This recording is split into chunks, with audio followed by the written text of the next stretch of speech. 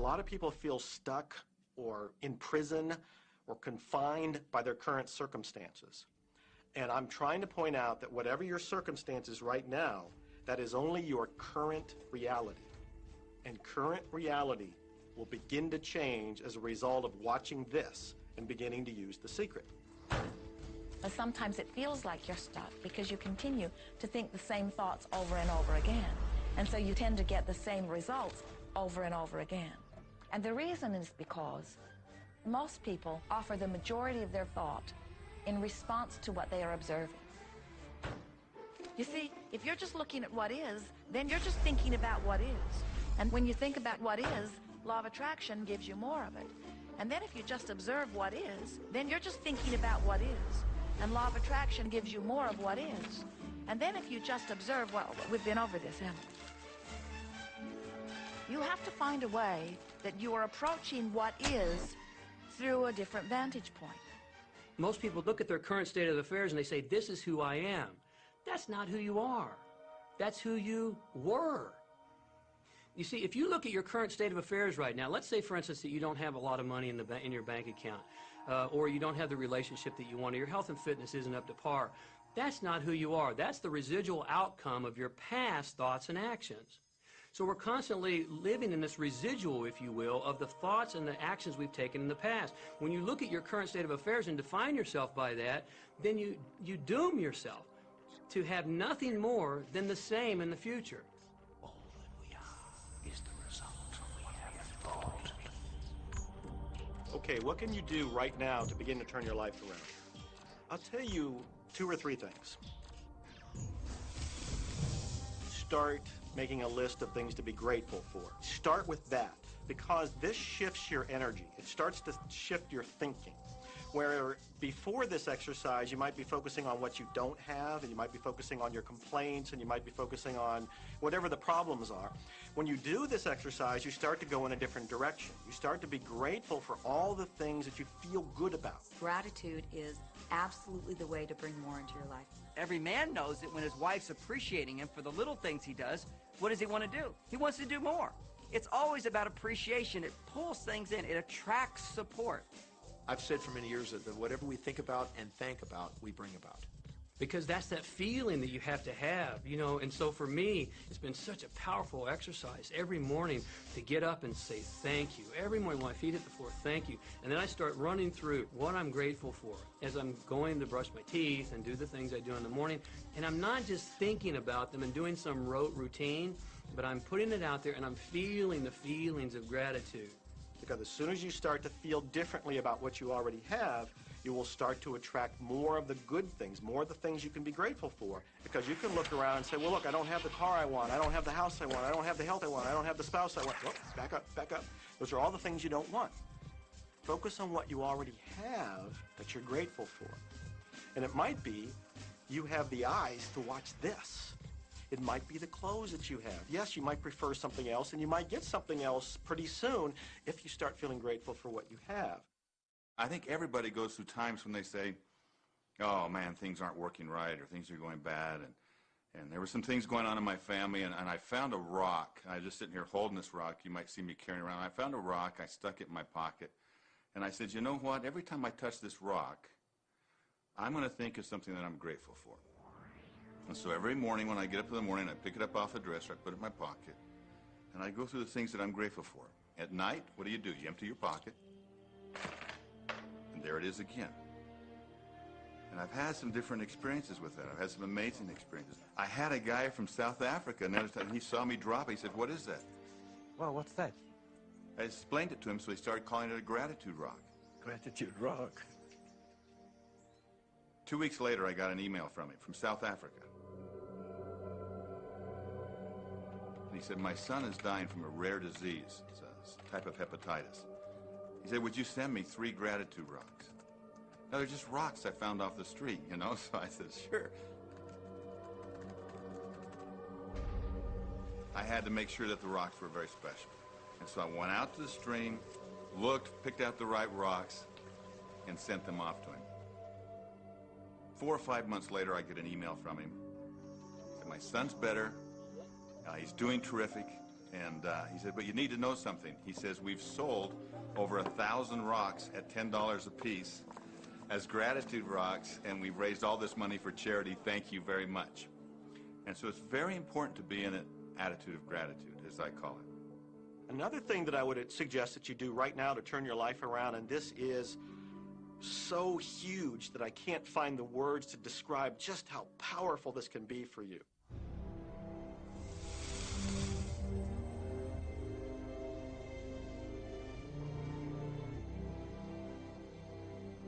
I took the visualization process from the Apollo program and instituted it during the 1980s and 90s into the Olympic program. And it was called visual motor rehearsal. When you visualize, then you materialize. And the interesting thing about the mind is we took Olympic athletes and then hooked them up to sophisticated biofeedback equipment and had them run their event only in their mind.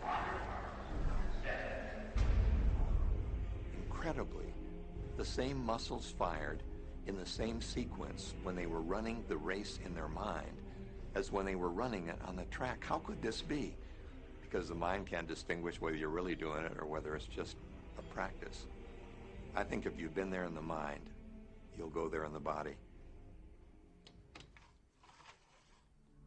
When you're visualizing, when you've got that picture playing out in your mind, always and only dwell upon the end result.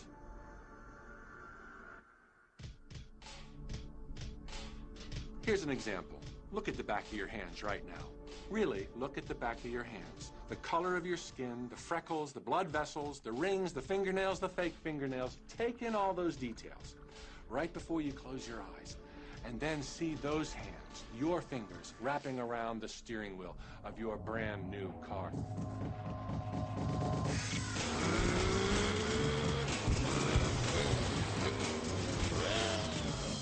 This is such a holographic experience, so real in this moment, that you don't even feel like you need the car because it feels like you already have it. It's the feeling that really creates the attraction, not just the picture or the thought. And I think for a lot of people, they think, well, if I think positive thoughts, or if I visualize having what I want, that'll be enough.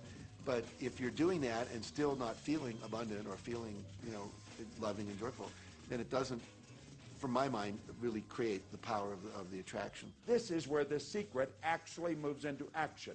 You put yourself in the feeling place of really being in that car, not, oh, I wish I could get that car, or someday I'll have that car, because that's a very definite feeling associated with that. It's not in the now, it's not, it's in the future. If you stay in that feeling, it will always be in the future. Feel the joy, feel the happiness, no matter how silly it seems in that dark and quiet room, and you're going, woohoo, do it. A lot of people will say, come on, do I have to do that? How bad do you want change?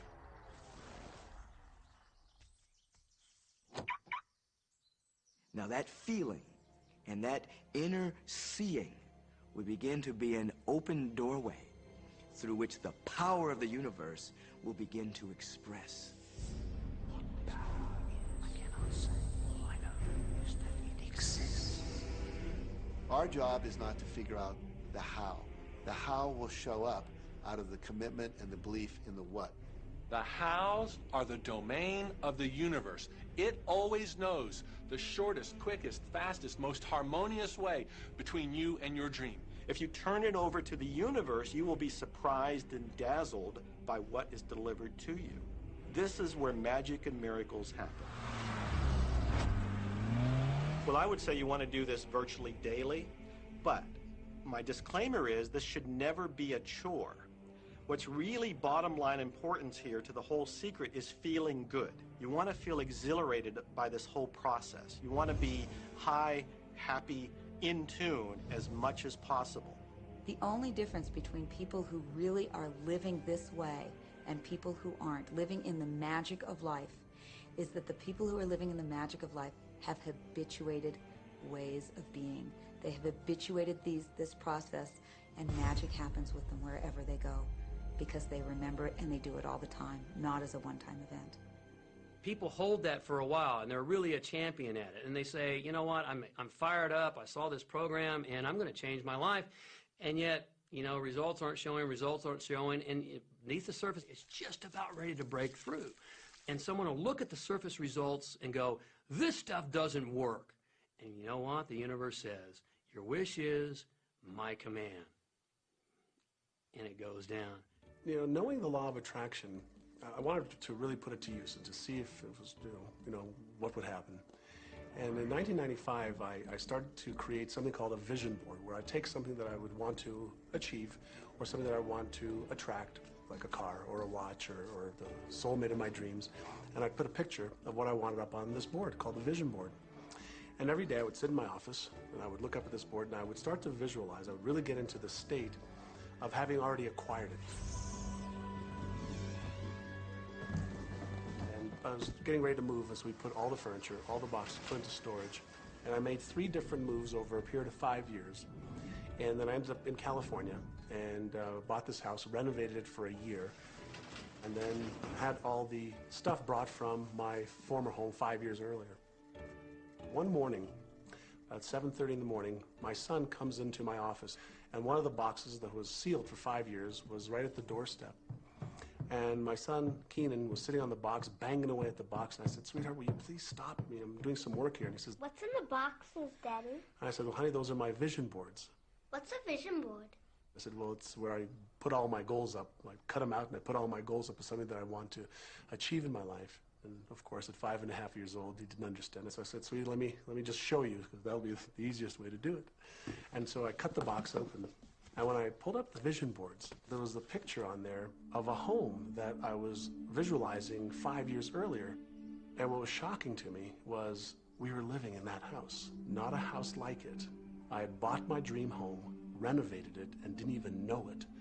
But I looked at that house, I started to cry because I was just blown away. Why are you crying? Honey, I finally understand how the law of attraction works. I finally understand the power of visualization. I finally understand everything that I've read, everything that I've worked with my whole life, the way I've built companies. It worked for my home as well. And I bought our dream home and didn't even know it.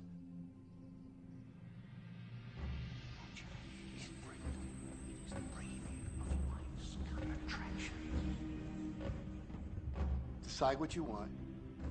Believe you can have it. Believe you deserve it. Believe it's possible for you. And then close your eyes every day for several minutes and visualize having what you already want and feeling the feelings of already having it. Come out of that and focus on what you're grateful for already. And really enjoy it, okay? And then go into your day and release it to the universe and trust that the universe will figure out how to manifest it.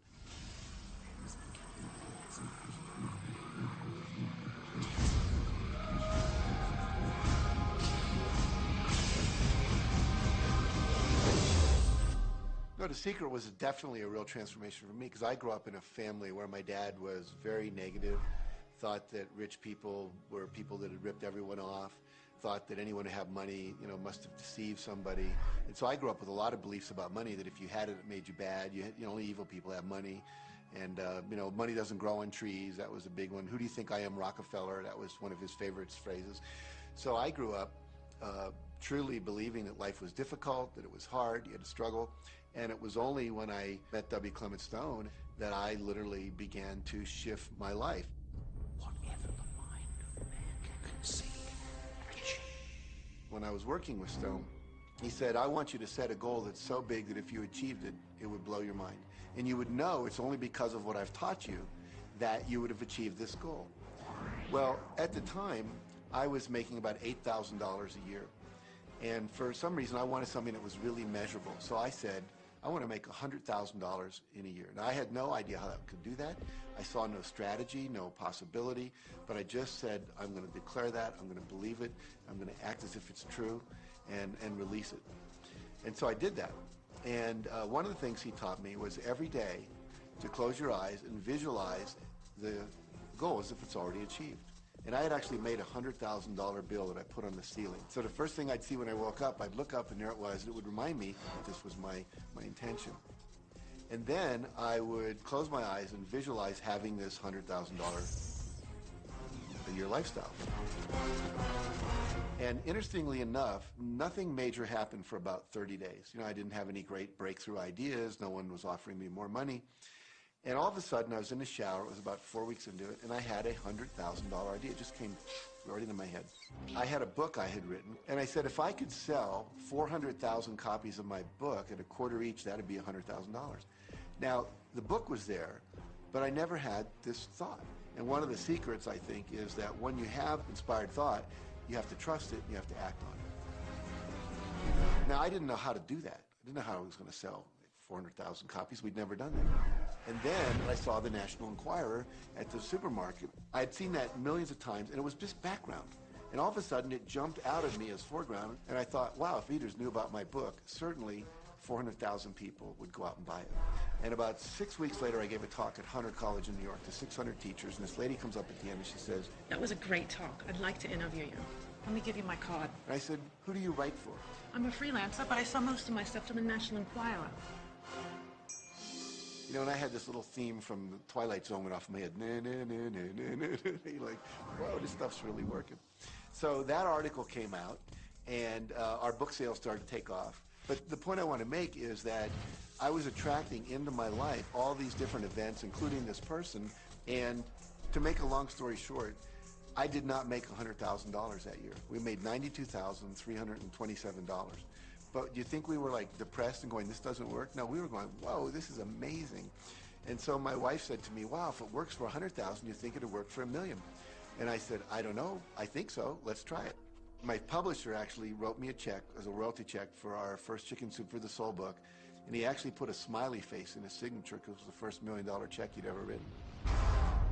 And so I know from my own experience, because I wanted to test it, does this secret really work? And when we put it to the test, it absolutely worked.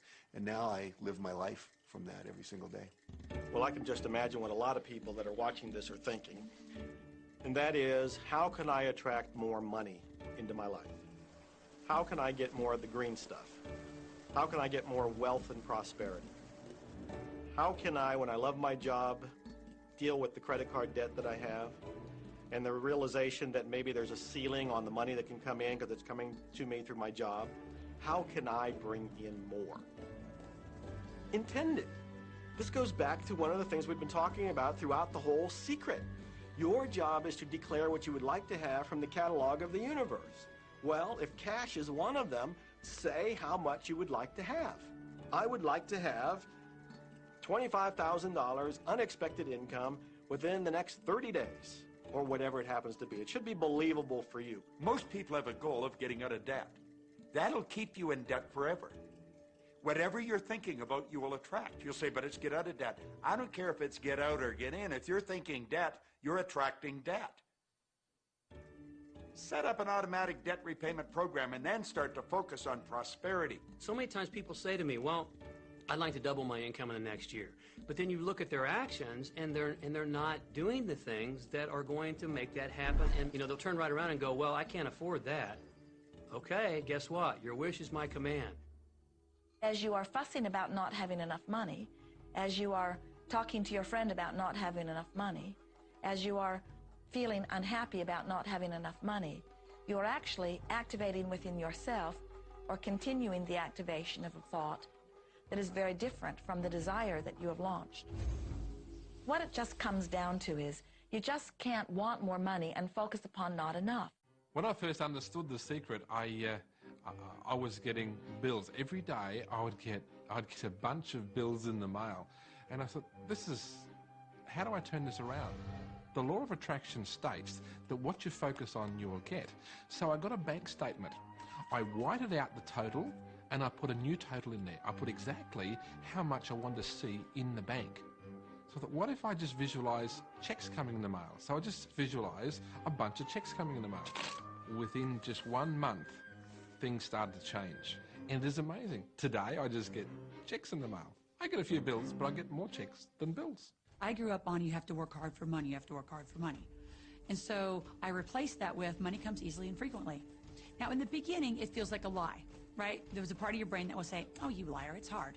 So you have to know it's this little tennis match that will go on for a while. When it comes to creating wealth, wealth is a mindset. It's all about how you think. I'd say 80% of my coaching that I do one-on-one with folks is about their psychology and the way they think. And I know when people are listening, they say, oh, well, you can do it, I can't. Every person has the capability to change the way they're in a relationship and conversation with money. I find so many people who maybe make a tremendous amount of money, but their relationships stink. That's a technical term, by the way. And that's not wealth. It really isn't. You know, you can go after the money and you might get rich, but it doesn't guarantee you'll be wealthy.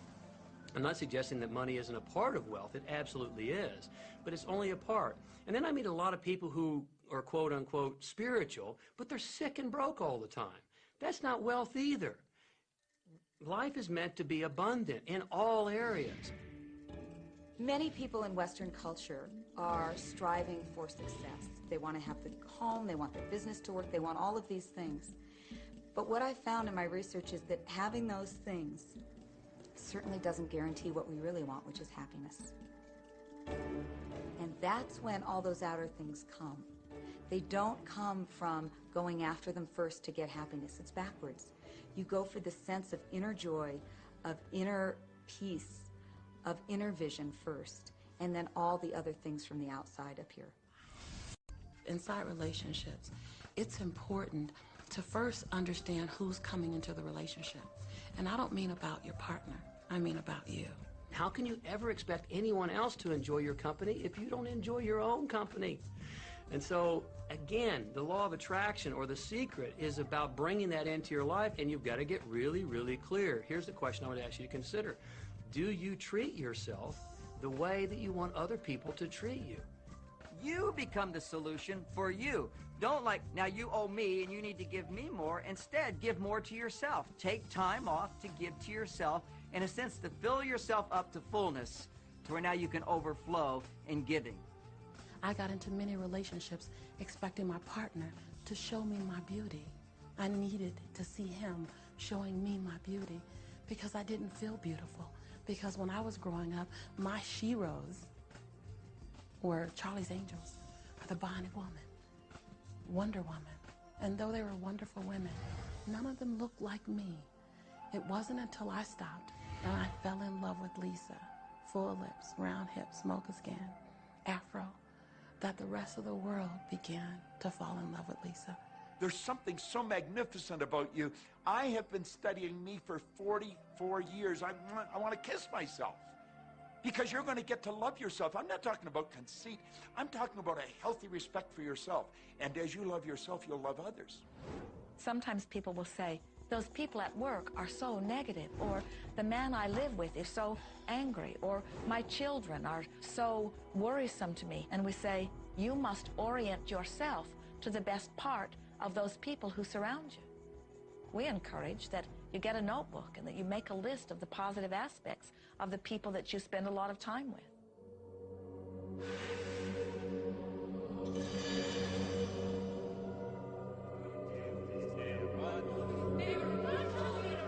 There could be someone that you have a terrible experience with, a terrible relationship with. And in the privacy of your own mind, and with quite a bit of work, we will admit, as you focus upon things that you like most, those people will become that mostly to you. And even though you cannot create in their reality, if they are in a mood or an attitude that doesn't match the mood or attitude that you have about them, they'll zig while you zag. Law of attraction will not put you in the same space together. Your frequencies don't match up. If you knew your potential to feel good, you would ask no one to be different so that you can feel good. You would free yourself of all of that cumbersome impossibility of needing to control the world or control your mate or control your child. You are the only one who creates your reality. For no one else can think for you. No one else can do it. It is only you. Every bit of it you.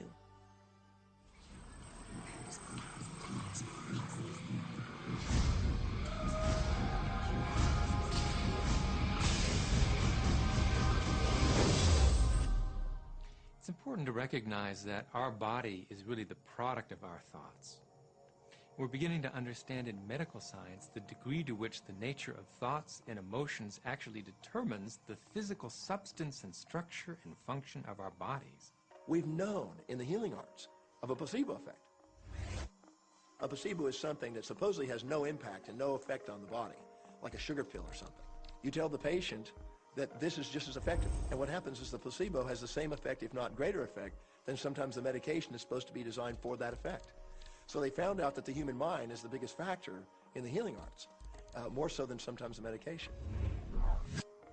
If somebody is in a situation where they're sick and they have an alternative to try to explore what is in their mind creating it versus using medicine, if it's an acute situation that could really bring death to them, then obviously the medicine is a wise thing to do while they explore what the mind is about. So you don't want to negate medicine. Every form of healing has a place. There is only a stream of well-being that flows, you know. It is a stream of pure positive energy. And the universe, all that we know, is abundant with only that. This is a world that is based upon well-being, and well-being dramatically abounds. And when you are allowing that stream to flow in its fullness, you feel very, very good. And when you are pinching it off a bit, you feel not so good. There is only a stream of goodness or well-being which you are allowing or not. And your magnificent emotions are telling you what the mix is, how you're doing in your allowing or your resisting of this connection. You know people who have had terminal disease. Stop and think of the word dis-ease. Hyphenate the word. That's a body that's not at ease. We've got 1,000 different diagnoses and disease out there. They're just the weak link. They're all the result of one thing, stress. And you put enough stress on the chain, you put enough stress on the system, and one of the links breaks. Our physiology creates disease to give us feedback, to let us know we have an imbalanced perspective and we're not loving and we're not grateful. So the body's signs and symptoms are not something terrible. The question that's frequently asked is when a person has manifested a disease in their body temple or some kind of discomfort in their life, through the power of right thinking, can it be turned around? And the answer is absolutely yes. On November 23rd, I was diagnosed with breast cancer. I truly believed in my heart, with my strong faith, that I was already healed. During the day, all day long, I would just say, thank you for my healing. On and on and on I went, thank you for my healing. I believed in my heart I was healed. I saw myself as if cancer was never in my body. One of the things I did to heal myself was to watch very funny movies. That's all we would do, is just laugh, laugh, laugh. We couldn't afford to put any stress in my life because we knew stress was one of the worst things you can do while you're trying to heal yourself. From the time I was diagnosed, which was November 23rd, to the time I was healed totally was approximately 3 months. And that's without radiation and chemotherapy. Well, we come with a basic program. It's called self-healing. You get a wound, it grows back together. You get a bacterial infection, the immune system comes and takes care of those bacteria and heals it up. The immune system is made to heal itself. Disease cannot live in a body that's in a healthy emotional state. Your body is casting off millions of cells every second, and it's creating millions of new cells. In fact, literally, parts of our body are replaced every day. Other parts take a few months, other parts a couple of years. But within a few years, we have a brand new physical body. If you have a disease and you're focusing on it and you're talking to people about it, you're going to create more disease cells. See yourself living in a perfectly healthy body. Let the doctor look after the disease. Can you feel the difference between having painful arthritis in your hips and feeling fearful about it, or having painful arthritis in your hips and feeling hopeful about it? The difference between fearful and hopeful is the difference between recovery or not. Happy star. Everything is energy. And let me help you understand that just a little bit. There's the universe, of course, and our galaxy and our planet, and then individuals, and then inside of this body are organ systems, and then there's cells, and then there's molecules, and then there's atoms, and then there is energy. So there are a lot of levels to talk about something on, but everything in the universe is energy. I don't care what city you're living in, you've got enough power in your body, potential power, to illuminate the whole city for nearly a week. Most people define themselves by this finite body, but you're not a finite body. I mean, even under a microscope, you're an energy field. Well, what we know about energy is this. You go to a quantum physicist and you say, what creates the world? And he or she will say, energy. Well, describe energy. Okay, it can never be created or destroyed. It's always was, always has been. Everything that ever existed always exists. It's moving into form, through form, and out of form. Okay, great. You go to a theologian and you ask the question, what created the universe? And he or she will say, God. Okay, describe God. Always was and always has been, never can be created or destroyed, all that ever was, always will be, always moving into form, through form, and out of form. You see, it's the same description, just different terminology. And so if you think you're this meat suit running around, think again. You're a spiritual being. You're an energy field operating in a larger energy field. We're all connected. We just don't see it. There isn't an out there and an in here. Everything in the universe is connected. It's just one energy field. You are extensions of source energy, and you are here in these magnificent bodies, but your bodies have distracted you, for the most part, from who you really are. You are source energy. You are eternal beings. You are God force. You are that which you call God. Scripturally, we could say that we are the image and the likeness of God. We could say we are another way that the universe is becoming conscious of itself. We could say that we are the infinite field of unfolding possibility. All of that would be true.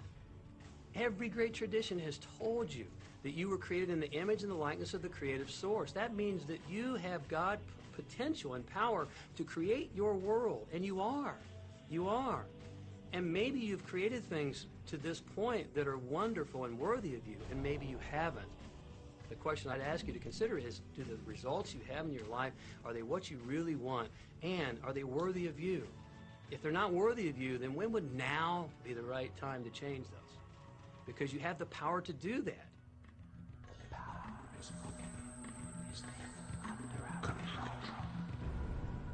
You know, a lot of people feel like they're victims in life, and they'll often point to past events, perhaps growing up with an abusive parent or in a dysfunctional family. And I would add as a parenthesis here that most psychologists believe that about 85% of families are dysfunctional. So it's like all of a sudden you're not so unique.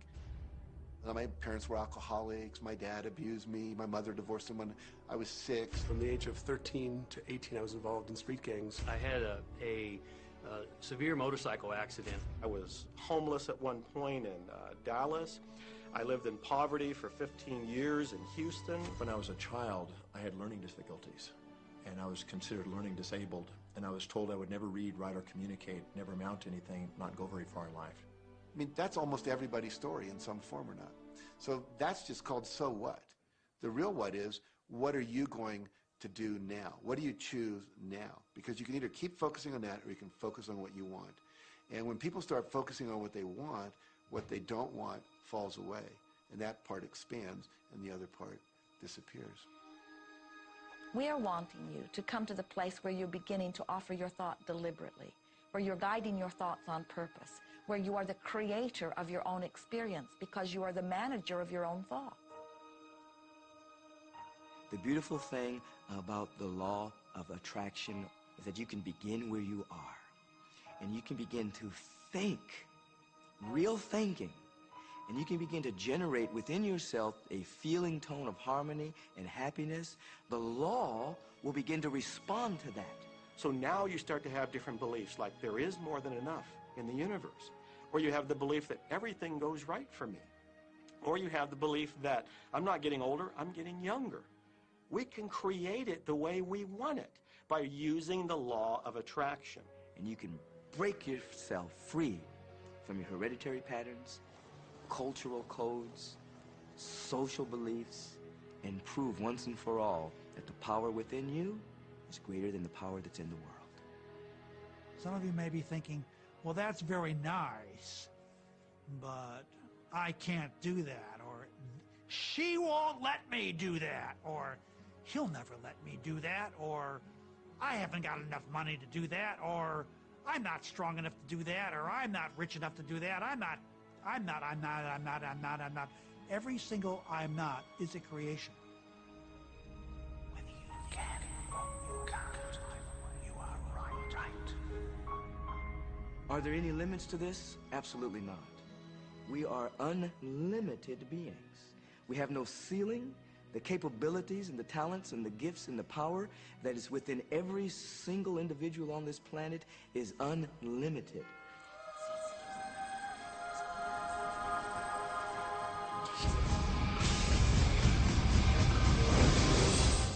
There is no blackboard in the sky on which God has written your purpose, your mission in life.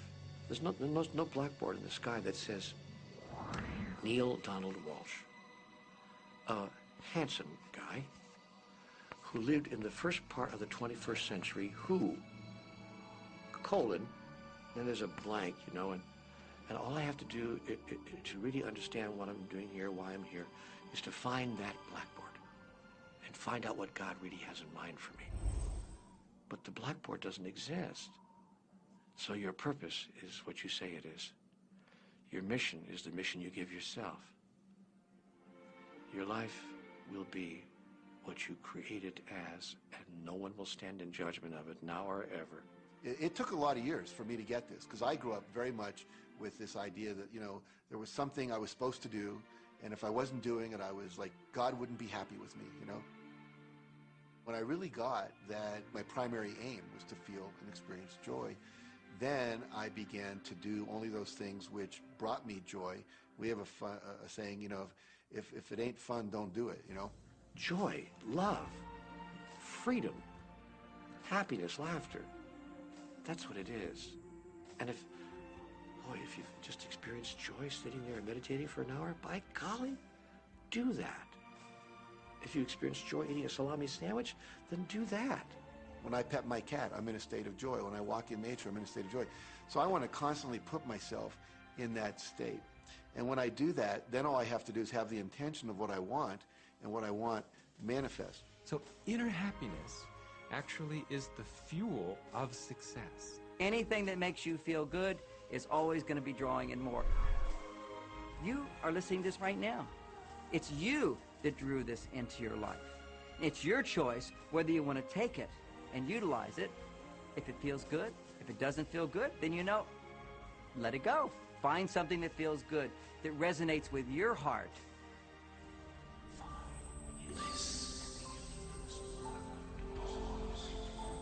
Joseph Campbell said, follow your bliss. We think those are the best words we have ever heard spoken from a human tongue. And if one could follow one's bliss, you would follow the trail to abundance and well-being on all subjects. Enjoy life with us, because life is phenomenal. It's a magnificent trip. You will live in a different reality, a different life, and people will look at you and say, what do you do different than me? Well, the only thing that is different is that you work with a secret. And then you can do and have and be things that people will say that's impossible for you to do and have and be. We're really now moving into a new era. It's the era where the last frontier is not space, as Star Trek would say, but it's going to be mind. I see a future of unbounded potential, unbounded possibilities. Remember, we're using at most 5% of the potential of the human mind. 100% human potential is the result of proper education. So imagine a world where people were using their full mental and emotional potential. We could go anywhere. We could do anything, achieve anything. See yourself with the good that you desire. Every religious book tells us that. Every great book on philosophy, every great leader, all the avatars who have ever lived. Go back and study the wise ones. Many of them have been presented to you in this program. You know what? They all understood one thing. They understood the secret. Now you understand it. And the more you use it, the more you'll understand it. You may be feeling that it would be easier to be hearing these words if they had come to you the first day of your experience upon this earth. And if we were talking to you on your first day of physical life experience, we would say to you, welcome to planet Earth.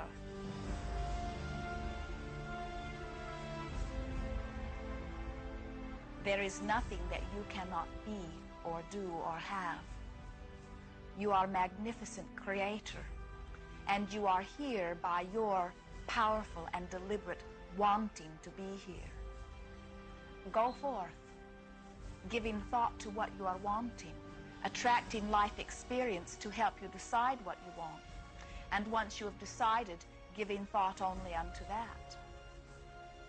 Most of your time will be spent collecting data that will help you decide what it is you want. But your real work is to decide what you want and then to focus upon it. For it is through focusing upon what you want that you will attract it. That is the process of creating.